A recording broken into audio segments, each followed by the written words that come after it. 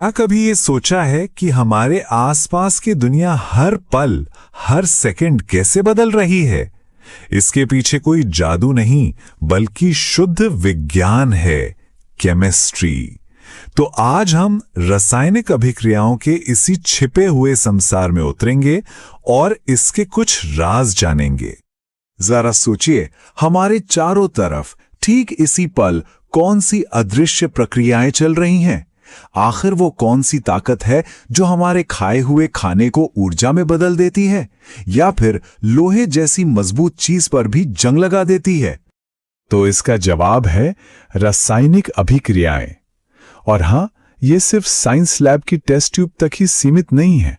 ये हमारे शरीर के अंदर, रसोई में पकते खाने में और हमारे चारों ओर की दुनिया में, मतलब हर जगह लगातार हो रही हैं।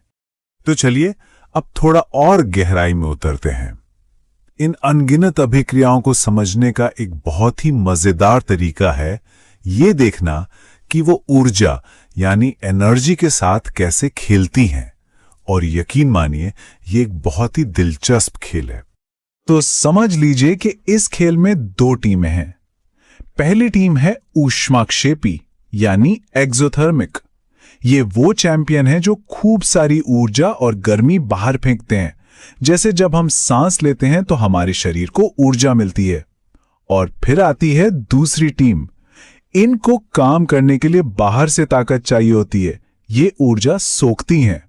और इस टीम की स्टार प्लेयर हैं वियोजन अभिक्रिया। अब यह वियोजन अभिक्रिया सुनने में शायद मुश्किल लगे, पर है बहुत आसान। सोचिए, एक बड़ी सी चट्टान है, उसे छोटे छोटे टुकड़ों में तोड़ने के लिए बाहर से हथौड़ा तो मारना ही पड़ेगा, है ना? बस बिल्कुल यही होता है यहां भी। एक बड़ा सा यौगिक बाहरी ऊर्जा की मदद से दो या उससे ज्यादा सरल चीजों में टूट जाता है।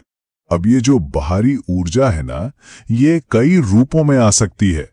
सबसे पहला और कॉमन रूप है ऊष्मा यानी कि गर्मी। जैसे यहां देखिए, जब फेरस सल्फेट क्रिस्टल को गर्म किया जाता है तो गर्मी की यही ऊर्जा उसे छोटे छोटे यौगिकों में तोड़ देती है। ये ऊष्मीय वियोजन का एक बेहतरीन उदाहरण है। गर्मी के बाद ऊर्जा का दूसरा रूप है बिजली। जब पानी में से बिजली को गुजारा जाता है, जैसा यहां दिख रहा है, तो पानी जो H2O है वो अपने हिस्सों में यानी हाइड्रोजन और ऑक्सीजन गैस में टूट जाता है।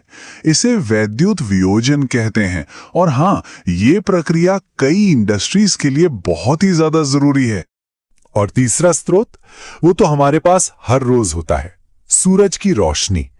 जब सिल्वर क्लोराइड को धूप में रखा जाता है तो सूरज की रोशनी की ऊर्जा ही उसे सिल्वर और क्लोरीन में तोड़ देती है। ये कोई मामूली सा रिएक्शन नहीं है। जानते हैं इसका इस्तेमाल कहां होता था? पुरानी ब्लैक एंड व्हाइट फोटोग्राफी में। कमाल है ना? तो ये तो हुई ऊर्जा की बात। अब आगे बढ़ते हैं और देखते हैं कि अभिक्रियाओं को एक और तरीके से कैसे बांटा जा सकता है। और ये तरीका है ये देखना कि कैसे तत्व आपस में अपनी जगह की अदला बदली करते हैं। इसमें सबसे पहले आती है विस्थापन अभिक्रिया। इसे समझने के लिए चलिए एक डांस पार्टी की कल्पना करते हैं। एक जोड़ा आराम से डांस कर रहा है और तभी एक ज्यादा एनर्जेटिक डांसर आता है और कमजोर वाले को हटाकर खुद उसकी जगह ले लेता है। बस यही है विस्थापन अभिक्रिया। चलिए अब इसे असल में होते हुए देखते हैं। मान लीजिए एक बीकर में कॉपर सल्फेट का सुंदर सा नीला घोल है। अब हम इसमें डालते हैं एक लोहे की कील और फिर देखिए क्या होता है। अरे वाह, कील पर तांबे की भूरी परत चढ़ने लगी और घोल का नीला रंग वो तो फीका पड़कर हरा हो गया। तो ऐसा हुआ क्यों? याद है वो ज्यादा जोशीला डांसर? यहां पे लोहा ही वो डांसर है जो तांबे से ज्यादा प्रतिक्रियाशील है। उसने ज्यादा ताकतवर होने की वजह से तांबे को कॉपर सल्फेट के घोल से बाहर निकाल दिया और उसकी जगह खुद ले ली, और इसीलिए घोल का रंग बदल गया। अच्छा, अब सोचिए अगर डांस पार्टी में एक नहीं बल्कि दो जोड़े एक साथ अपने पार्टनर बदल लें तो क्या होगा? बस इसी को कहते हैं द्विविस्थापन अभिक्रिया। यहां दो अलग अलग यौगिक एक दूसरे के साथ अपने आयनों की अदला बदली कर लेते हैं, जिससे दो बिल्कुल नए यौगिक बन जाते हैं। इसका एक क्लासिक एग्जाम्पल है जब सोडियम सल्फेट और बेरियम क्लोराइड को मिलाया जाता है। तो होता क्या है, इनके आयन आपस में जगह बदल लेते हैं और बनता है बेरियम सल्फेट। अब ये बेरियम सल्फेट पानी में घुलता नहीं है, वो एक सफेद ठोस की तरह नीचे बैठ जाता है। इसी को हम केमिस्ट्री में अवक्षेप या प्रेसिपिटेट कहते हैं। तो हमने ऊर्जा और तत्वों की अदला बदली को समझ लिया। अब चलते हैं वर्गीकरण के सबसे फंडामेंटल, सबसे बुनियादी लेवल पर।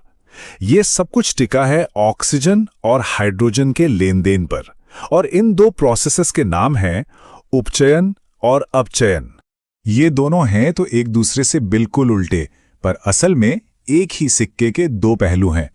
देखिए, उपचयन या ऑक्सीडेशन का सीधा सा मतलब है या तो किसी चीज में ऑक्सीजन का जुड़ना या हाइड्रोजन का हटना, और अपचयन या रिडक्शन ठीक इसका उल्टा, यानी ऑक्सीजन का हटना या हाइड्रोजन का जुड़ना।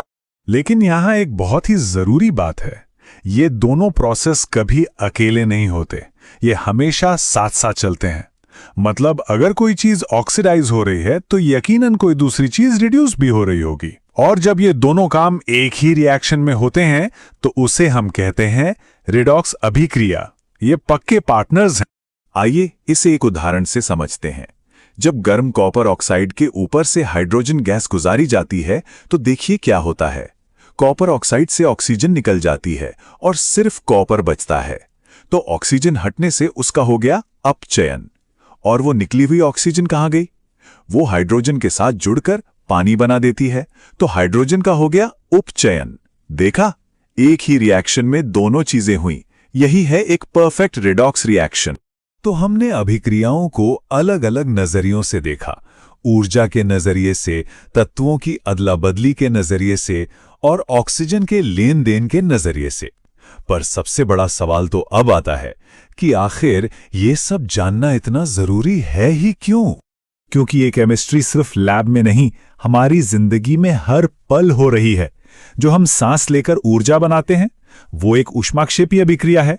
हमारे पेट में जो खाना पचता है वो एक तरह की वियोजन अभिक्रिया है, और लोहे पर जो जंग लगता है वो उपचयन का सबसे आम उदाहरण है। मतलब हम केमिस्ट्री से ही घिरे हुए हैं। तो अब जब हम प्रकृति के इन बुनियादी नियमों को थोड़ा बेहतर समझ गए हैं तो एक सवाल उठता है, इस ज्ञान का इस्तेमाल करके हम भविष्य की कौन सी बड़ी समस्याओं को सुलझा सकते हैं? क्या हम पर्यावरण के लिए बेहतर ईंधन बना सकते हैं, या फिर जान बचाने वाली नई दवाइयां खोज सकते हैं? इसके बारे में सोचिएगा जरूर, क्योंकि संभावनाएं वाकई में अनंत हैं।